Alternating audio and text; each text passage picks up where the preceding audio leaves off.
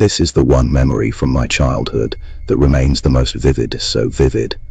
In fact, that just thinking about it still makes my whole body tremble uncontrollably. I was in elementary school. One day, after tutoring, I came home around 5 in the evening and found $100 bill and a note on the living room table. It said, "I'm out banquet sing with Dad.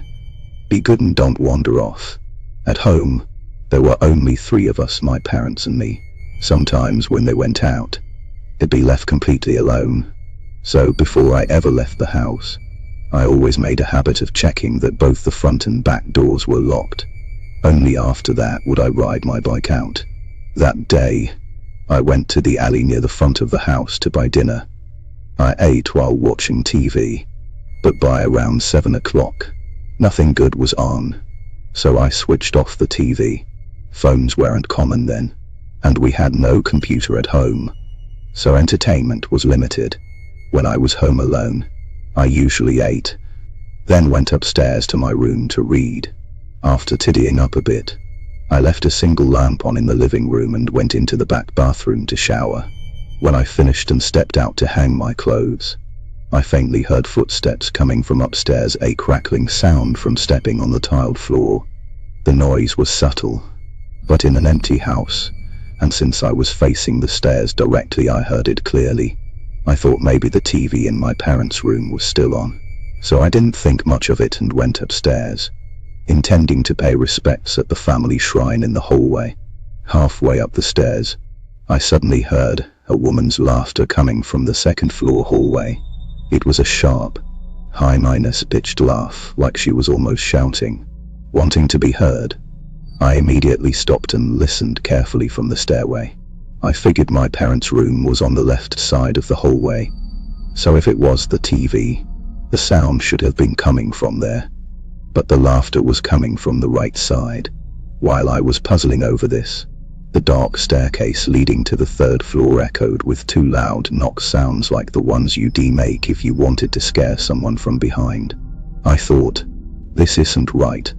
Maybe there's a burglar. Fear swelled in me, but my legs moved on their own, tearing me upward. I reached the 2nd floor and stood at the top of the stairs, staring down the hallway toward the family shrine room.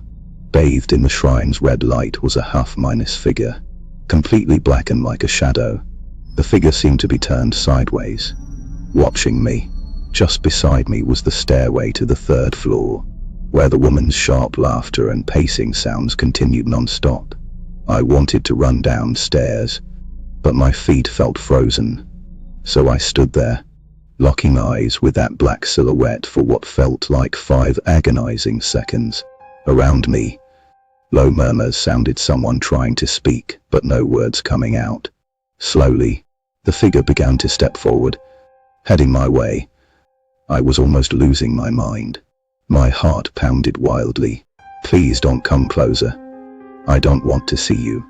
Just as my terror peaked when I feared I would burst from anxiety, a door opened downstairs.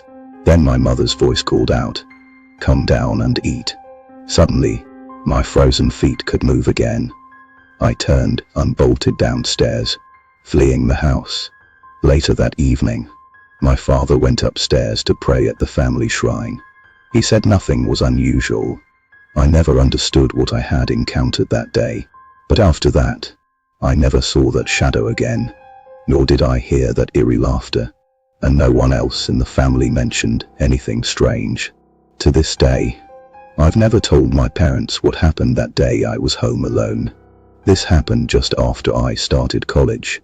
Now, the story continues like this. Once I was in college, I suddenly had a lot more freedom, but strangely, with more free time, I didn't know what to do with it.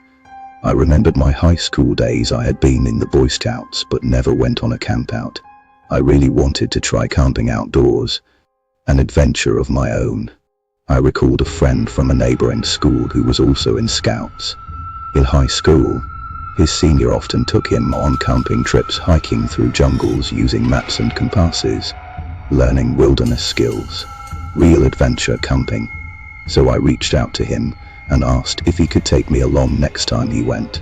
He agreed, Not long after, I got his invitation for a 2-day, 1-night jungle trek in central Taiwanese mountains.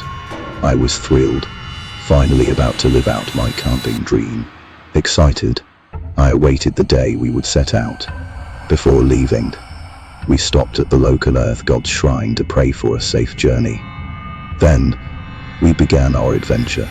That adventure turned out to be an amazing experience. I learned how to walk efficiently on mountain trails, how to find my direction through the woods, and even how to use bamboo drills to make fire. So our group spent the whole day hiking. By nightfall, we reached a flat area beside an industrial road, where we quickly set up a fire and cooked our meal. After walking all day, we were utterly exhausted. Once dinner was finished, we took a moment to admire the starry sky before turning in early for the night. I don't know how long I had been asleep when I was jolted awake by the sound of footsteps. They were soft, almost like hopping. My first thought was, maybe it was a monkey, since we hadn't properly cleaned up our dinner leftovers. Panicking, I unzipped the tent and grabbed my flashlight. Stepping outside into the cool night, shining the beam onto the campfire, I saw the dinner sealed up just like before, no disturbance at all. Then, from the other side of the tent, behind me, came those same light footsteps again. I swung the flashlight toward the sound. What I saw made my blood run cold. Standing there was something strange about the size of a monkey, completely covered in fur except its chest was bare.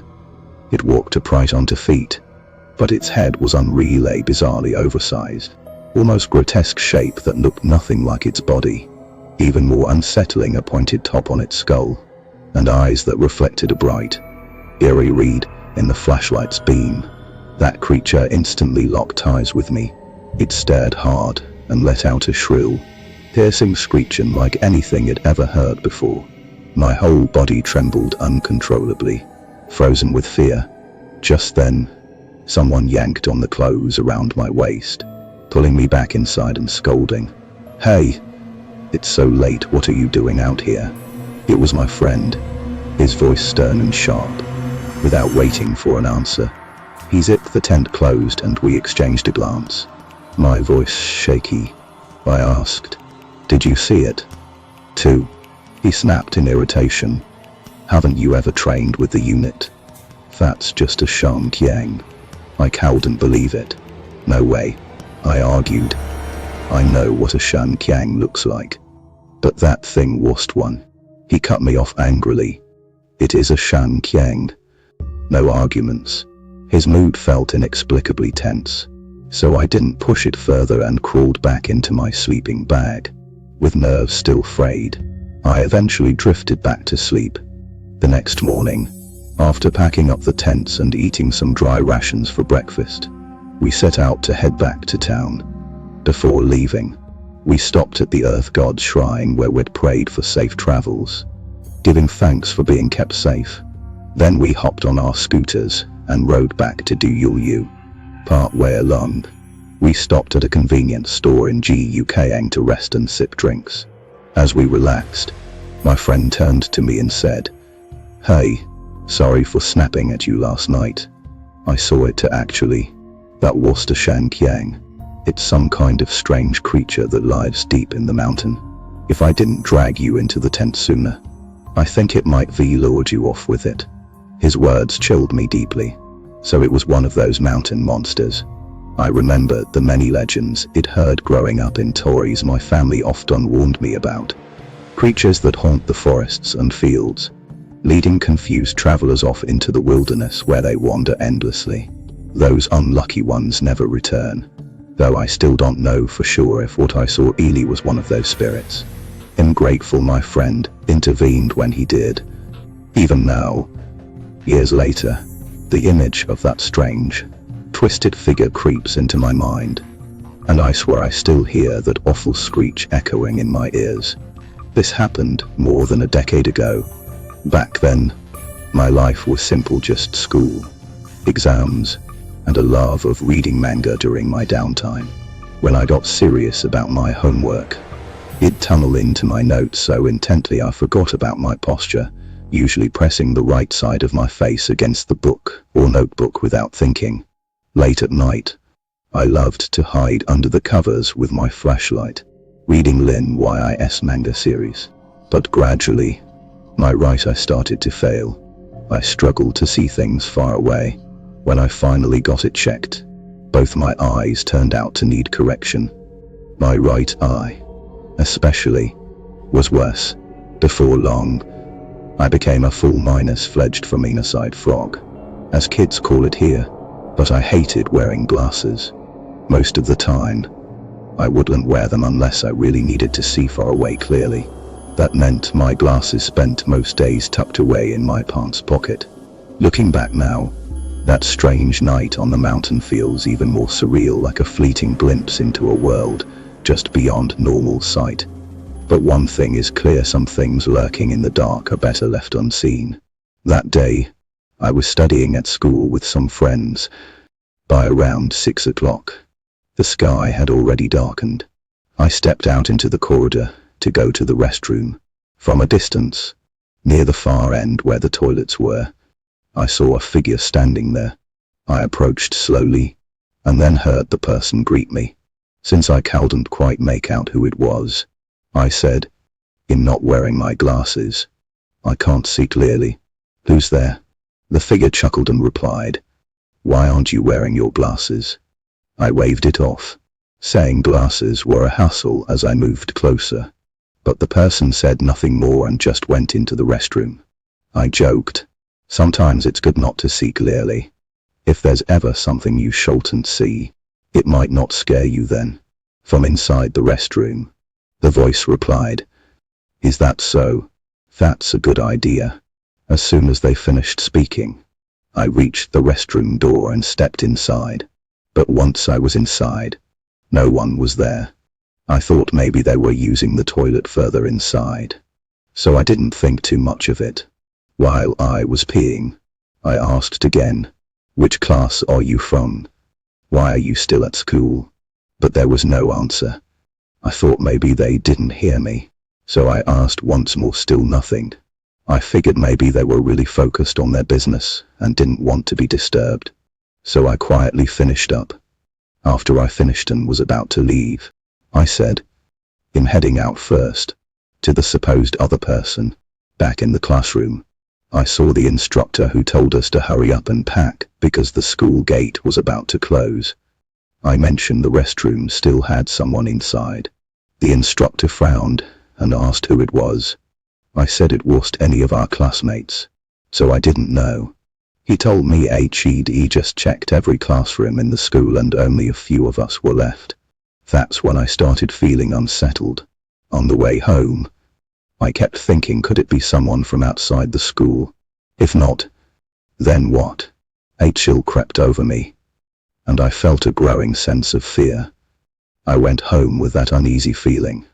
As usual, no one was home. I turned on the living room light and headed straight to my room to keep studying. Around 8:30 at night, I decided to take a shower. Holding my clothes, I stepped out into the corridor. At the far end of the corridor, near the wall, I saw a shadowy head peeking out as if spying from behind. It startled me, but since my eyesight was poor, I quickly grabbed my glasses from my pocket and put them on. Under the dim living room light, I looked back toward the corridor's end. Nothing was there. Probably just my imagination or my bad eyesight. I felt relieved and took off my glasses, but as soon as I removed them, I saw that shadow again. It was peeking out from behind the wall, half a head showing, slowly stepping out. The figure was a normal manus-shaped dark silhouette. It stood at the corridor's end, tilting its head to face me. Fear gripped me, because of my poor eyesight. It was blurry. I hurriedly put my glasses back on, but now, the corridor's end was completely empty. Just a black void, no figure at all. Goosebumps broke out over my skin. I scrambled back inside my room. I locked the door tight and gave up on showering. I told myself my sister would be home in half an hour, with someone else in the house. It feels safer. So I stayed put and kept reading. I don't know how much time passed. Then I heard the sound of the front door opening. I glanced at the clock about 8:50 and relief washed over me. My sister was back. I quickly opened my door to tell her what had just happened. But the moment I swung the door open, there was a dark figure standing right outside my door.